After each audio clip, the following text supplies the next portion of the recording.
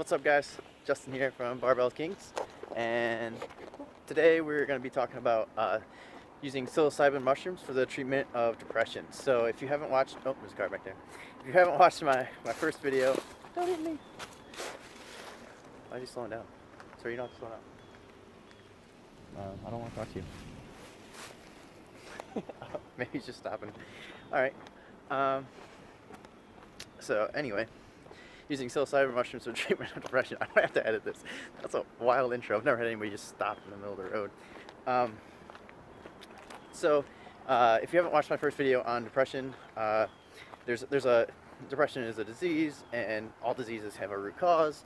So it's very important to try and find that root cause issue of where your depression comes from. So make sure if you're more interested on the topic as a whole, watch that, because this is kind of focused, a more focused video on a much smaller aspect of a much bigger problem. So okay, so how do we go about this? I guess I don't really need to tell you much about the disease. I'll just hop right into how do we use this? So we know, suicide is like the 10th leading cause of death, which is ridiculous. Like, you're more likely to kill yourself than you are to get killed by another person, which again, that doesn't seem right at all. So it's obviously this disease is fairly prevalent.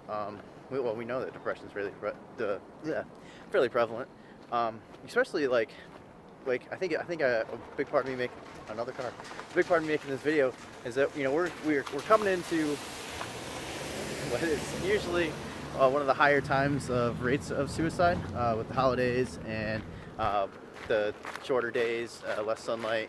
And then you add on the stress of 2020 with everything that's going on in the world with COVID, and in America we've got record job loss, record unemployment, crazy election stuff going on. It's been wild. It's been a year. So dealing with the stress is kind of what mushrooms are great at. That's kind of their thing. So how do you? I guess let me focus in on this. How do they work? So the brain we talk about brain plasticity.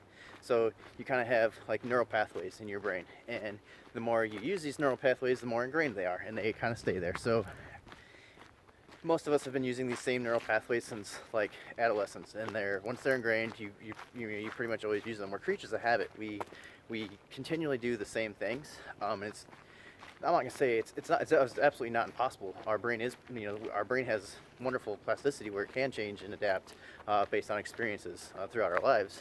But how do we do that manually? How do we change those neural pathways by control versus being stuck in the same patterns? So one of the wonderful things that mushrooms do is they allow parts of your brain to communicate that don't normally communicate.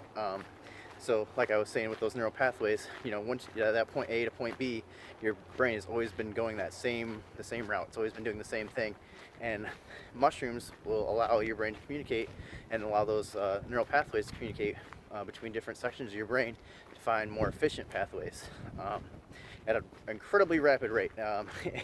So it allows the change of your neural pathways much quicker.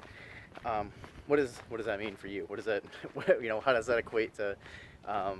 It probably sounds really cool, but what does the application of that look like anecdotally? So we see people that take mushrooms usually are more creative, better mood, more empathetic.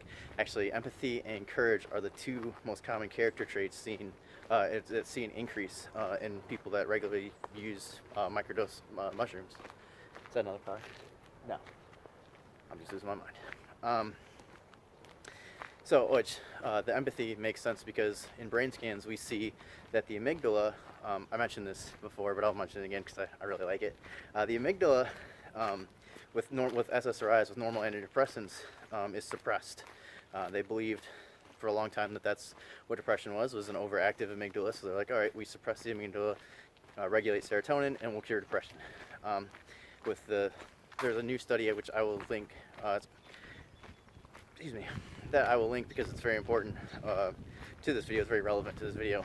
They found that microdosing mushrooms was 4 times more effective than antidepressants at relieving the symptoms of depression. So, I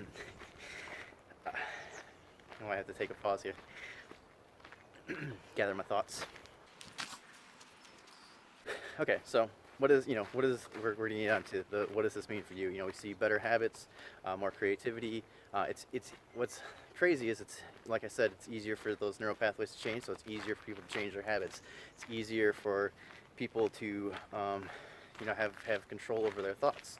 So that study that I was mentioning on depression. All right, step.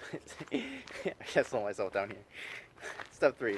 Okay, so we kind of know how they work briefly. We know the effects that those have, better mood. Each person is going to have things that they notice about themselves that come with this. But like I said, courage and empathy are the 2 biggest character traits. Better habits, better mood, general overall well-being. Because like I said, they reduce stress, and stress is a big problem for a lot of people for obvious reasons. So how do you use them? How do you frequency of dosage? What's the dosage? That sort of thing, and then the effects.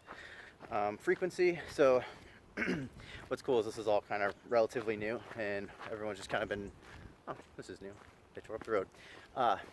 Everyone's just kind of been.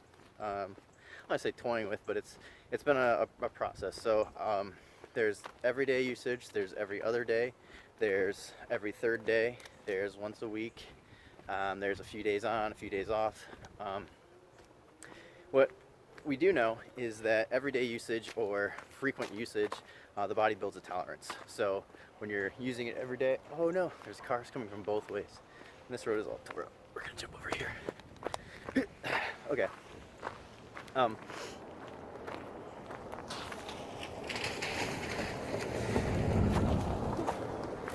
Trip.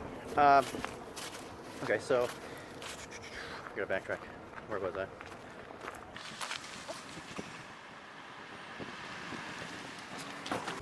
We know that everyday usage or frequent usage builds a tolerance. So there's some people that will say every other day usage is enough time. In my personal experience, every 3rd day, that's kind of what James Fadiman used. And even after reading his book, I was still doing every other day for quite some time. But every 3rd day seems to be useful. That study was once a week. So they did 20 milligrams. I'll get into dosage next.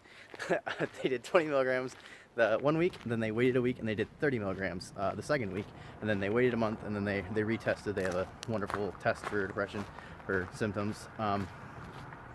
And obviously, like I said, it was 4 times better than antidepressants. Their scores went from like a 23, which is relatively high, to 8s on average. So a significant decrease in the symptoms of depression. They also combined those dosages with cognitive behavioral therapy on those days.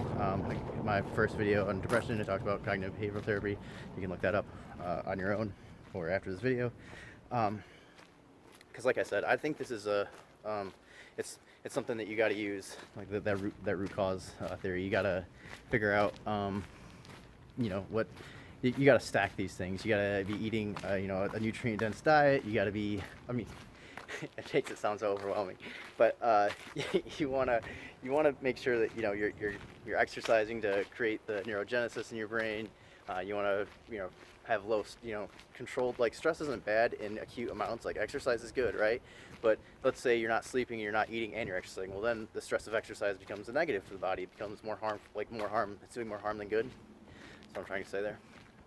So you managing your stress, getting adequate sleep, restful deep sleep, having a healthy, nourishing, nutrient-dense, anti-inflammatory diet, and then proper exercise to build the neurogenesis. Okay, so Oh, dosage. We'll go back to dosage. So the typical dosage for a microdose is 10 milligrams to 20 milligrams, and that's individual preference. Some people will find 10 is wonderful, 15 too much. Some will find 10 not enough, 15 enough, 20 too much. Some will find 10 and 15 not enough, and 20, the perfect amount. That's definitely a individual scale. Typically, I don't know if I should say this, but I'm going to. Typically, I find that people, at least people that are on antidepressants and are wanting to wean themselves off of antidepressants and use microdosing, usually need a higher dose. They usually need the 20 milligram. They need the 15 to 20. But that's, I guess, kind of a side note.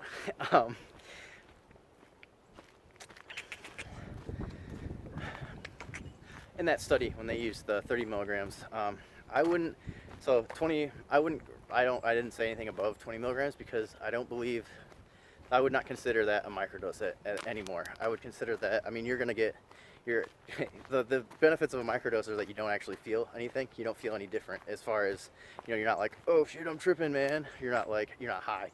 It's just a regular day. You just are happier and you're more empathetic and you're more courageous and you have all these, you're more, you have all the benefits without any functional side effects, I guess is the best way to put it.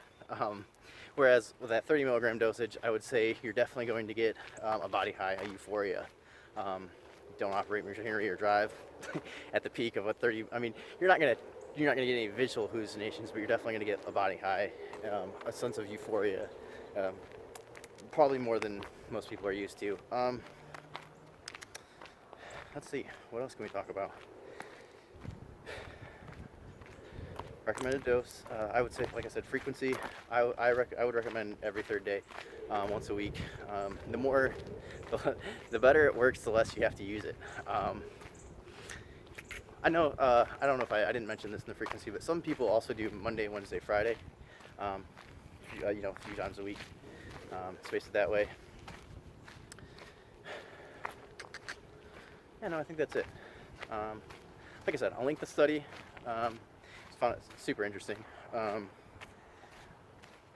then, yeah, questions, comments, concerns. Good talking to you guys. Hope you enjoyed the video. Hopefully it's not too sporadic. I had a lot of stops there, and I'm gonna have to edit this and see. We're gonna figure out what happens. Hopefully it looks good. All right, see you guys later. It's gonna look random.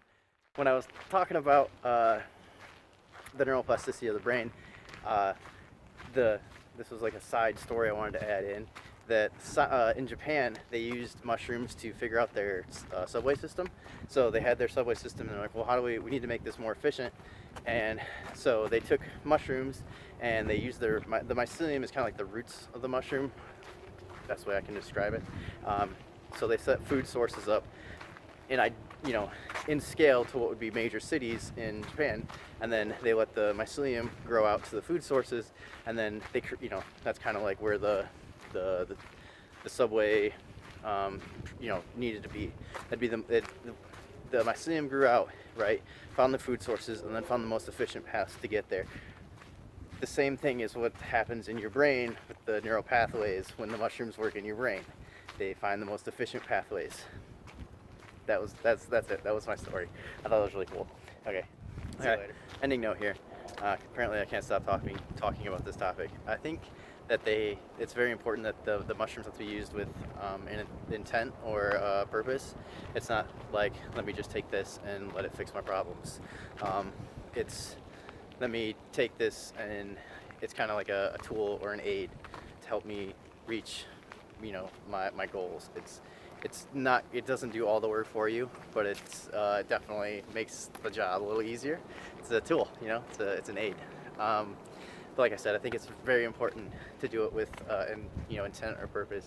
They found that with that I've mentioned this before, but I repeat myself all the time if you guys watch my videos. In cancer patients, that when they had a positive outlook on their cancer treatment, they were like 60% more likely to have a positive outcome. So I'm gonna say the same thing for this. If you have a positive intent or a positive outlook on it, or you're doing it with the intent of